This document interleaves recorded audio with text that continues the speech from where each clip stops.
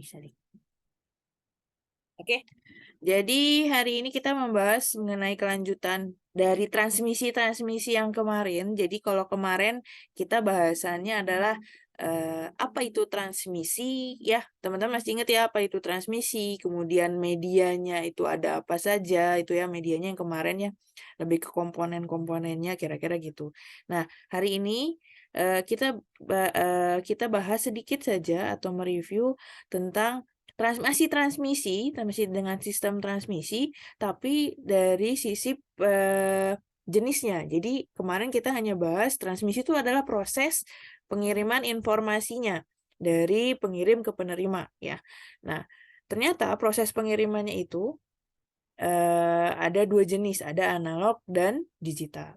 Kita review sedikit ya, terkait transmisi. Jadi di sini ada transmitter, atau kalau saya sering bilang ke teman-teman ini adalah TX, kemudian sini adalah receiver, atau yang sering saya bilang ke teman-teman ini adalah RX. Ya, jadi proses transmisi, saya review lagi, adalah proses pengiriman sinyal informasi dari pengirim ke penerima. Ya, ini proses pengirimannya. Nah, proses pengirimannya tadi ada banyak yang mempengaruhi lah kira-kira gitu kalau minggu-minggu sebelumnya saya bahas, dan ada yang membuat dia jadi terkendala, misalnya kayak delay, noise, cacat redaman, dan lain-lain. Ya, kira-kira itu. Nah, ini gambaran dalam proses transmisi, kira-kira gitu.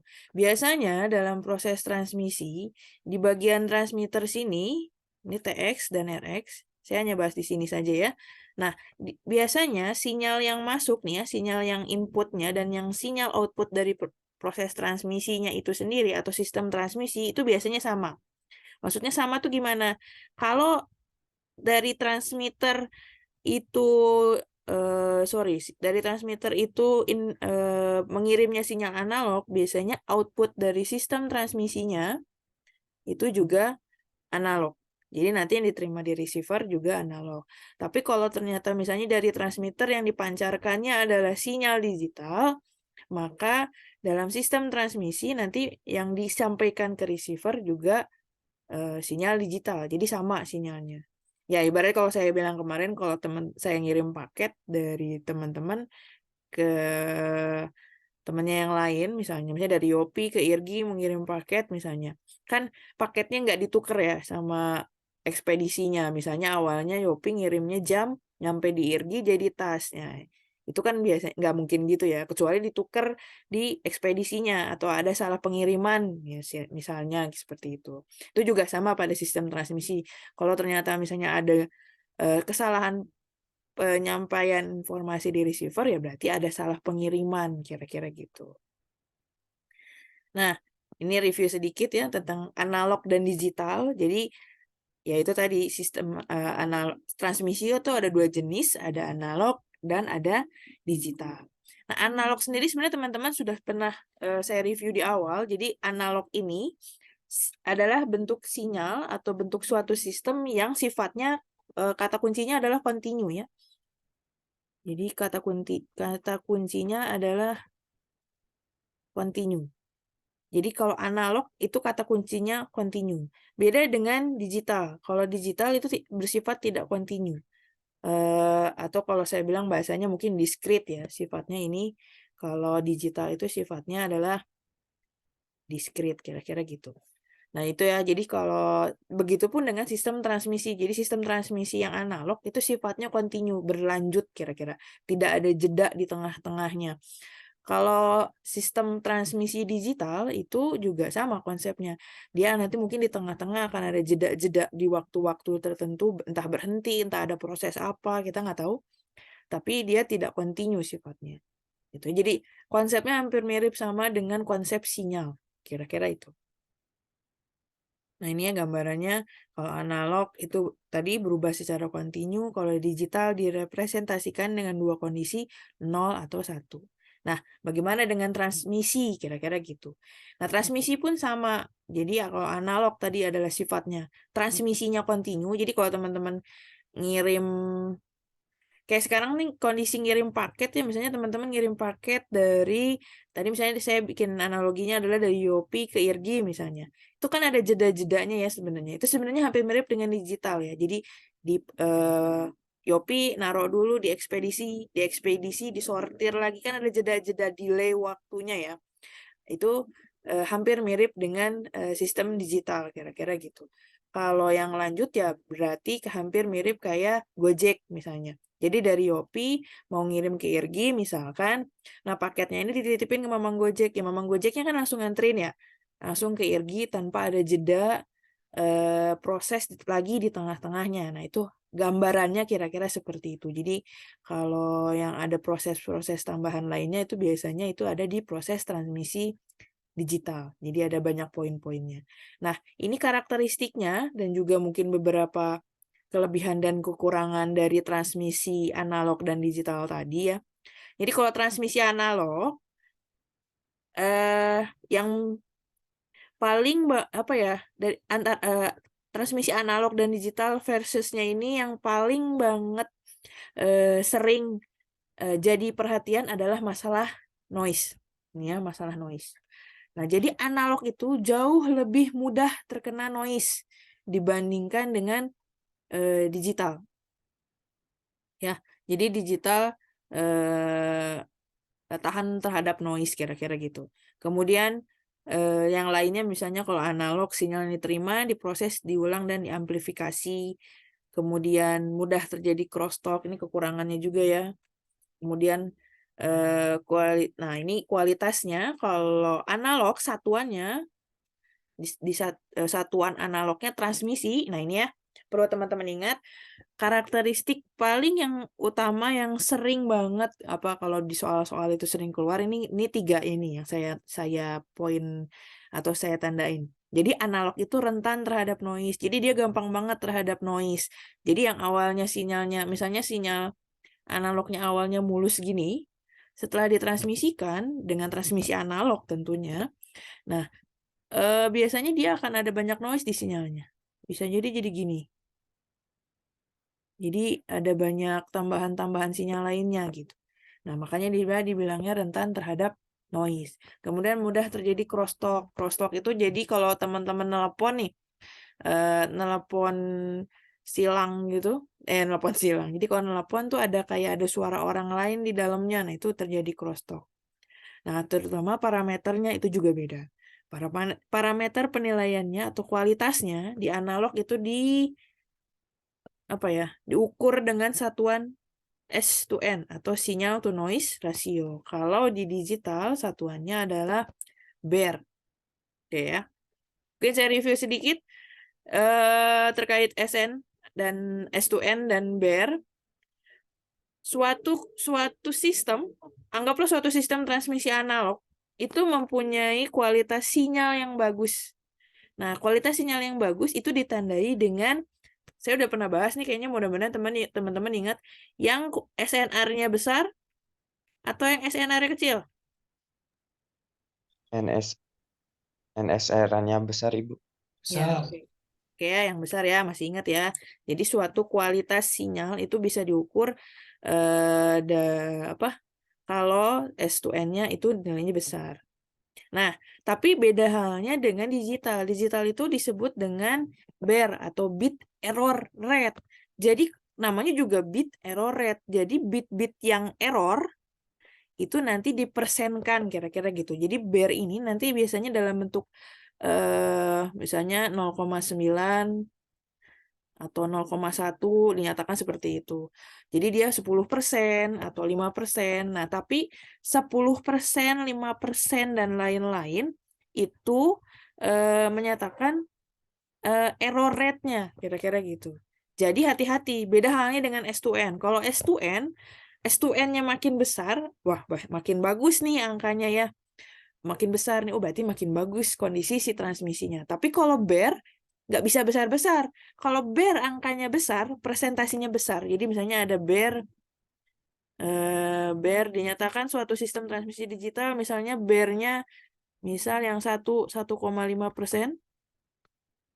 yang satu, bentar, Yang satu BR-nya dinyatakan misalkan 3% misalnya ya. Nah, logikanya sebenarnya kan kalau SNR atau S2N ini, oh kita nyari angka yang besar dong Bu, berarti itu bagus gitu. Nah, kalau di BER, teman-teman nggak bisa milih BER yang nilainya besar. Kalau BER-nya besar, berarti error rate-nya juga besar. Kan kita nggak mau dong ada suatu sistem yang errornya besar. Tentunya diharapkan kalau SNA, S2N itu kemarin ngarepnya angkanya besar, kalau BER tentunya ngarepnya angkanya besar apa kecil? Kecil, Bu. Oke, BER angkanya ngarepnya kecil ya. Jadi nggak boleh error rate-nya gede-gede. Jangan. Nanti tentu akan mengganggu dalam proses transmisinya. Itu ya. Itu bedanya. Itu yang harus teman-teman perhatikan. Nah, ini bentuk karakteristiknya. Jadi kalau tadi ini beberapa poin apa ya? Poin lebih konsep atau poin utamanya lah. Kira-kira gitu. Ini saya tandain hanya 3 hal terkait noise, kemudian kualitas sinyal, dan juga masalah crosstalk tadi. Kemudian, nah, di transmisi analog dan digital ini ternyata mereka punya karakteristik masing-masing. Nah, untuk karakteristik analog, oke, untuk karakteristik analog misalnya ya, tentunya, ya namanya juga ini juga perlu teman-teman pahami. Judulnya adalah transmisi analog. Sinyal yang ditransmisikannya juga harus sinyal analog, ya. Jadi kalau sinyal inputnya analog, ya sinyal inputnya analog, maka bentar. Oke, sinyal inputnya analog, maka sinyal outputnya juga harus analog kan, maka transmisinya juga menggunakan jenis transmisi yang analog.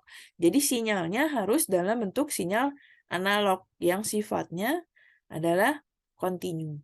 Beda halnya dengan transmisi digital. Kalau transmisi digital, tentunya sinyal yang dipakainya adalah sinyal digital ya. Jadi kalau di sini ini sinyalnya,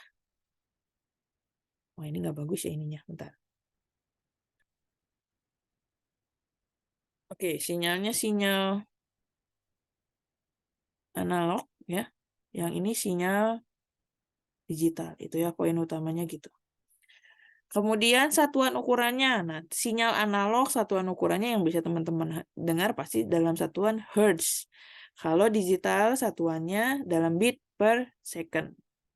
Kemudian kapasitasnya. Nah, kapasitasnya itu biasanya transmisi analog itu kapasitasnya kecil. Kenapa kecil? Saya pernah bahas nggak ya di sini yang masalah alokasi kanal. Jadi kalau misalnya saya anggap ini satu bandwidth ya. Anggaplah ini misalkan 100 MHz kira-kira gitu. Nah, kalau di transmisi analog, anggaplah di sini ada kanal-kanal gini, kanal-kanal ini ruang-ruang seperti ini ya. Nah, satu kanal ini biasanya bandwidth-nya itu jauh apa ya? Anggaplah bandwidth-nya ini tetap sama ya. Semua kanal ini punya bandwidth yang sama. Anggaplah kalau ini 10 MHz, anggaplah bandwidth-nya adalah 10 ya, bandwidth. Apa kanalnya ya, lebar kanal. Jadi bandwidth salurannya 100 MHz. Nah, satu kanalnya itu misalkan lebarnya adalah 10 MHz. Nah, kalau sinyal analog nih ya, kalau sinyal analog itu biasanya si ukurannya, ibaratnya kalau bahasa kita ukurannya itu bisa mendekat, kalau kapasitasnya 10 MHz satu kanalnya, kalau sinyal analog biasanya ukurannya bisa dari 5 sampai 9 MHz, anggaplah seperti itu. Tapi kalau digital, kira-kira, ini gambaran saja ya, kalau digital itu paling ukurannya hanya 1 sampai 2 MHz. Kebayang nggak maksud penjelasan saya? Masih bingung? Bingung, Bu. Bingung. Oke, bentar. Saya gambarinnya jangan di sini kalau gitu.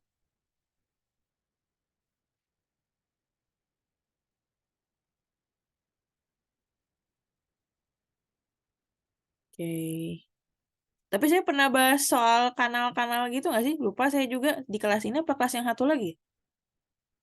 Pernah nggak ya? Sudah, Bu. Udah ya? Sip lah. Saya perjelas lagi ya. Oke. Hmm.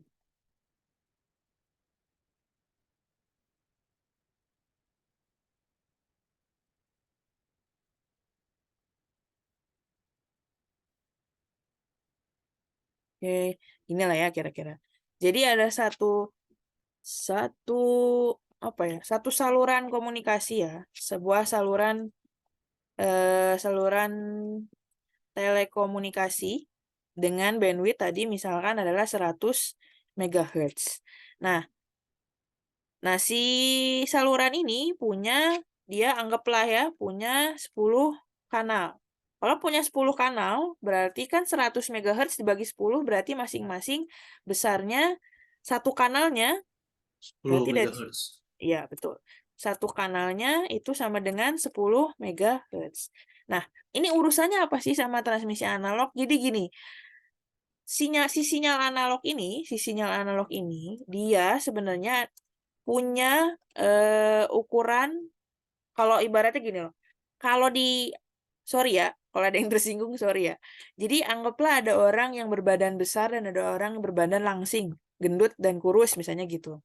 Kan kalau dalam lift kan ukurannya sama ya gitu doang ya, cuma 1 x 1 anggaplah gitu.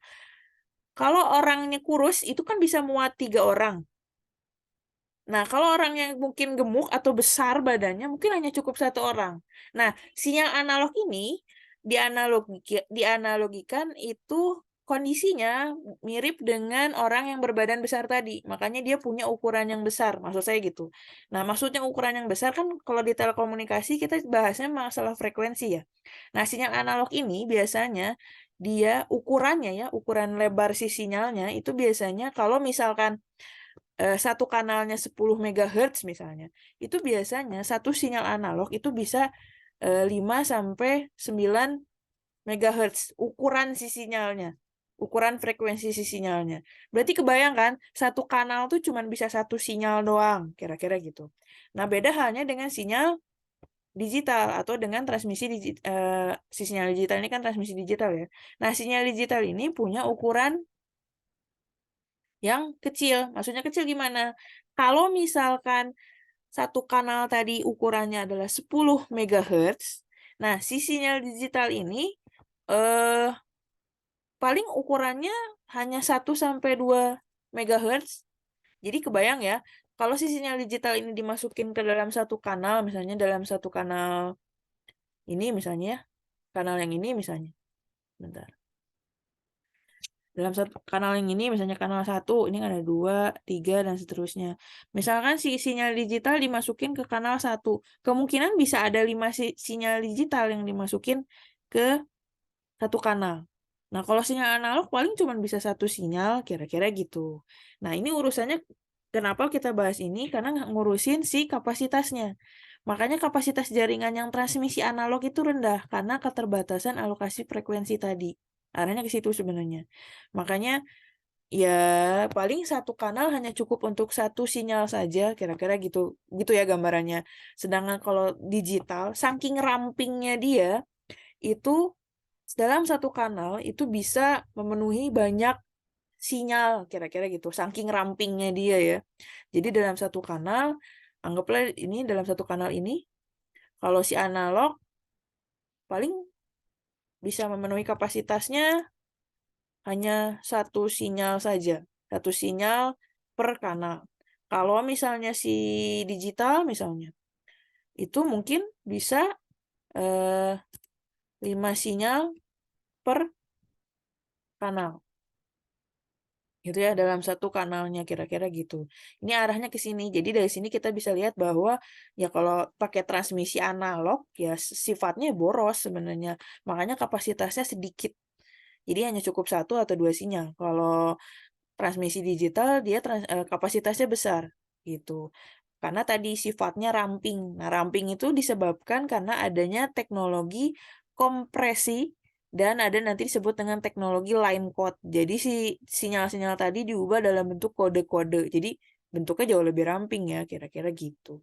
Kebayang nggak maksud saya yang saya jelaskan tadi? Kenapa saya jelasin masalah kanal, lebar kanal, tiba-tiba saya bahas si sinyal analog nih ukurannya gede banget gitu. Kebayang nggak? Kebayang, Bu. Masih ada yang bingung nggak? Kebayang, Bu.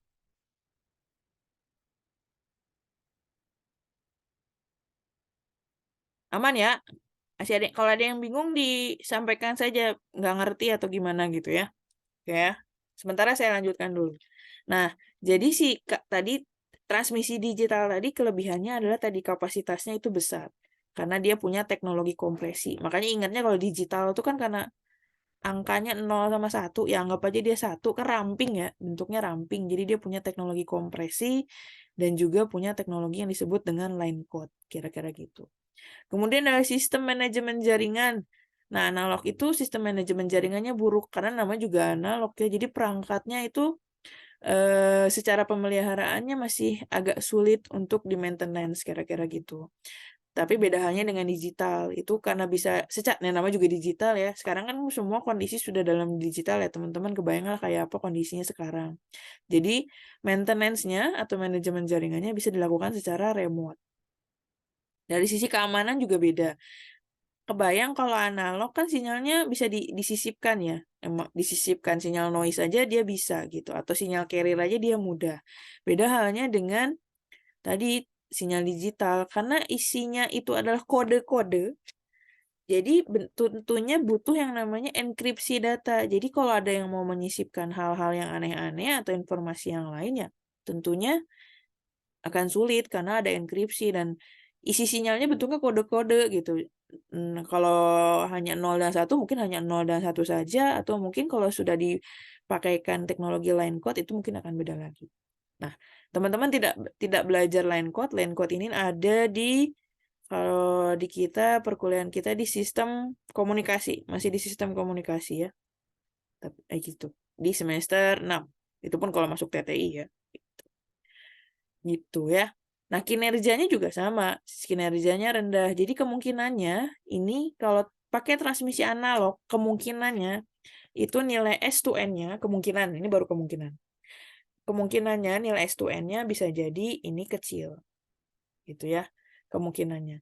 Sedangkan kalau transmisi digital, ini biasanya juga biarnya karena dia tinggi ya kinerjanya atau kinerjanya bagus, tentu biarnya akan bernilai kecil. Kira-kira gitu. Ini karakteristik dari transmisi analog dan digital.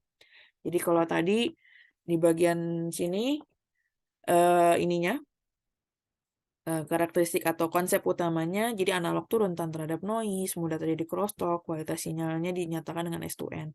Dan ternyata dia punya karakteristik yang tadi gitu. Jadi kalau kita dengar ceritanya yang tadi, lebih lebih bagus mana? Analog atau digital? Digital, Bu. Iya Digital, ya. Bu. Lebih bagus digital ya. Digital. Makanya di sini teknologi digital karena tadi ya menawarkan biaya yang lebih rendah, dia punya pemakaian ruangan yang jauh lebih kecil, jadi dianya kurus gitu ya. Kalau saya bilang kan orang digital tuh orang langsing lah ya kalau orang tuh gitu. Dia singset banget, jadi masuk di dalam kanal tuh bisa rame-rame gitu. Konsumsi dayanya juga ternyata rendah. Makanya dia dikembangkan hingga saat ini untuk teknologi telekomunikasi. Kebayang kan kalau teman-teman ngerasain ya nggak ya pakai telepon wartel gitu? Nggak ya? Nggak ngalamin kondisi gitu ya? Nah, itu adalah kondisi telekomunikasi masih zaman analog dan itu lumayan apa ya? Kalau di server atau di pelayanan telekomunikasinya di Telkomnya itu rak apa tuh? Kayak servernya gitulah ya.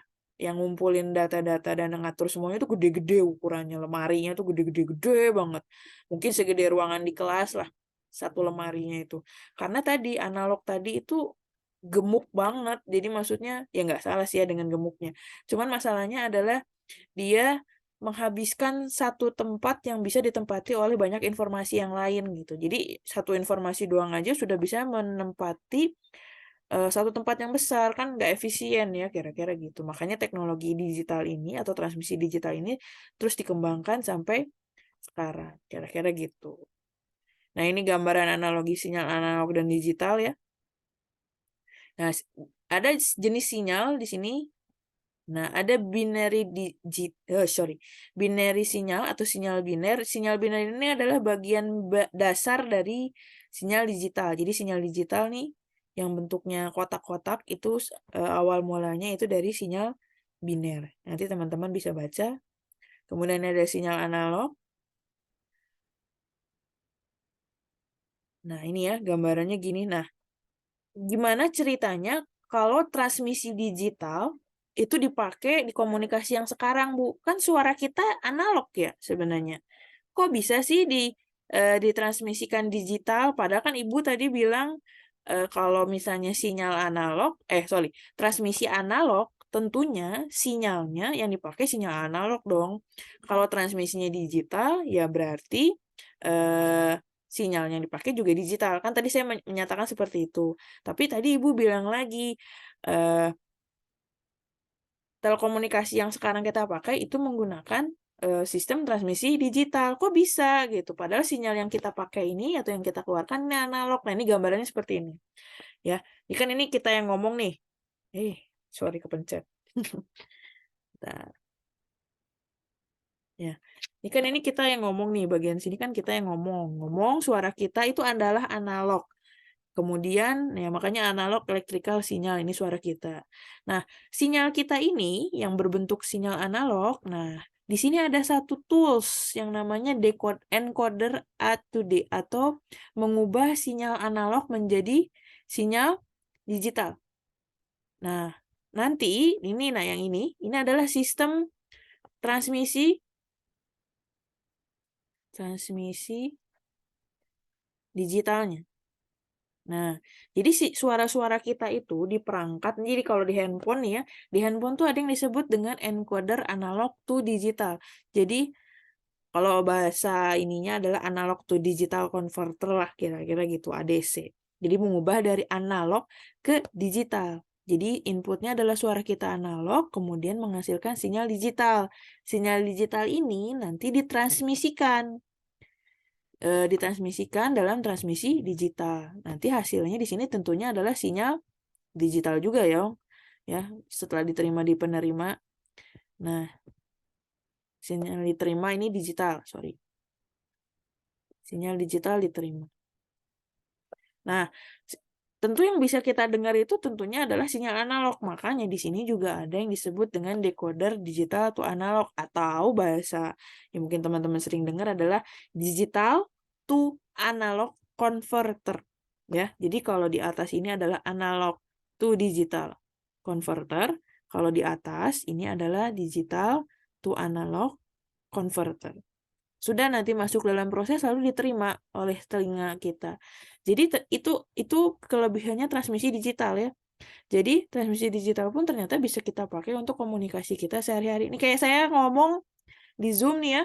Nah, itu juga bagian dari transmisi digital. Suara saya analog, tapi dalam proses pentransmisiannya itu transmisi digital. Jadi suara saya ini dirubah dulu sebelum dikirim, dirubah dulu menjadi sinyal digital.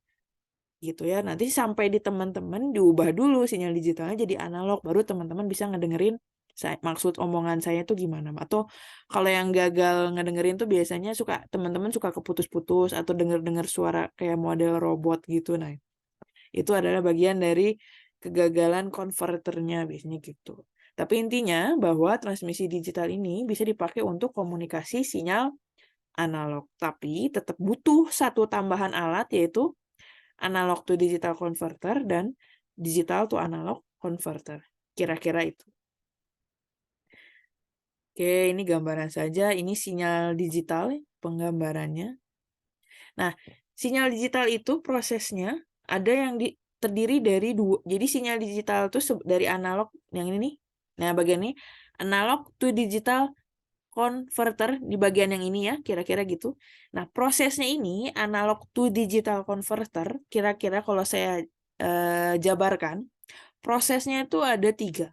Ada sampling, kuantisasi, dan encoding. Kalau dari digital to analog itu dibalik. Encoding, kuantisasi, sampling. Jadi ada yang ke sini, ada yang ke sini. Kalau yang ke kanan ini adalah tadi analog to digital converter atau ADC. Kalau dari kanan ke kiri ini adalah prosesnya digital to analog converter atau DAC. Intinya adalah ini adalah proses mengubah dari sinyal analog menjadi sinyal digital. Ya, saya nggak mau jelasin detailnya karena ini ada sendiri nanti mata kuliahnya ya. Tapi intinya bahwa proses-proses ini sampling tuh namanya juga sampling ya. Sampling adalah mengambil sampel. Jadi sinyal analognya ini diambil doang sampel-sampelnya. Makanya di sini hanya diambil saja sampel-sampelnya. Nanti dari sampel-sampelnya ini dia di leveling atau di sini dibilangnya adalah kuantisasi atau dibuang si ininya nih.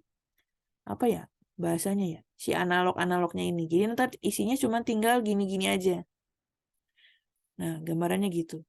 Kemudian nanti di encoding. Encoding itu dibuat kode-kode seperti ini. Jadi dari bentuk kuantisasi yang tadi, dia dibuat dalam bentuk kode-kode seperti ini. Makanya disebut prosesnya tadi adalah encoder analog to digital. Gitu. Jadi perlu teman-teman ingat, proses dari analog to digital, nih ya, analog to digital. Berarti prosesnya adalah sampling, kuantisasi, atau quantizing, bahasa Indonesianya kuantisasi ya. Kemudian encoding. Tapi kalau dari sinyal digital ke analog, prosesnya dibalik berarti. Decoding, nah ini bahasanya bukan encoding nanti ya kalau ini. Lawannya adalah bentar. Decoding. Jadi lawannya encoding ini adalah decoding. Jadi kalau dari digital ke analog, prosesnya adalah decoding, kuantisasi atau quantizing, kemudian sampling, kembalikan lagi ke analog. Kira-kira gitu. Oke. Mungkin itu. Nah, ini adalah klasifikasi voice coding. Mungkin nanti bisa dibaca saja ya untuk nilai-nilainya. Tapi intinya bahwa yang mau saya sampaikan hari ini adalah mengenai konsepsi transmisi analog dan digital tadi. Jadi transmisi analog, transmisi analog tadi. Jadi transmisi analog, jadi tadi teman-teman juga sudah menyimpulkan bahwa transmisi yang lebih baik adalah transmisi digital. Dari sini aja sih kita sudah bisa lihat ya, analog itu rentan terhadap noise, kemudian mudah terjadi crosstalk, kualitas sinyal juga kalau di sini kualitas sinyalnya rendah atau kinerjanya rendah. Kalau digital kualitas sinyal atau kinerjanya malah dibilangnya tinggi. Dan juga kapasitas jaringannya tadi ini rendah, ini kalau digital itu besar. Poin-poin itu saja. Kemudian tadi proses, jadi kalau sinyal analog pun ternyata bisa ditransmisikan dengan transmisi digital. Tapi yaitu tadi ada syaratnya. Teman-teman butuh 2 alat tadi. Mana tadi alatnya? Nah ini, yaitu encoder analog to digital dan decoder digital to analog.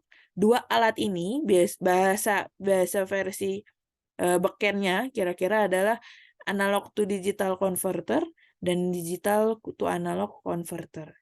Hanya prosesnya saja yang berbeda. Kalau ini prosesnya encoding, kalau yang ini prosesnya decoding. Prosesnya gimana? Tadi yang sudah saya jelaskan. Ada sampling, kuantisasi atau quantizing, kemudian encoding. Nanti kalau proses dari digital to analog adalah decoding, quantizing, dan sampling. Jadi dibalik. Gitu ya. Gitu. Oke, lebih ke seperti itu saja sih untuk konsep transmisi analog dan digital. Kira-kira bisa dipahami atau ada yang mau didiskusikan? Silakan. Kira-kira bisa ditangkap nggak sama teman-teman? Atau masih ada yang bingung? Bisa, Ibu. Bisa, Bu. Oke, aman ya? Aman, Bu. Ibu. Aman ya? Oke. Oke, paling itu saja. Kalau nggak ada yang ditanyakan, jadi untuk materi hari ini itu saja poin utamanya ya. Bentar.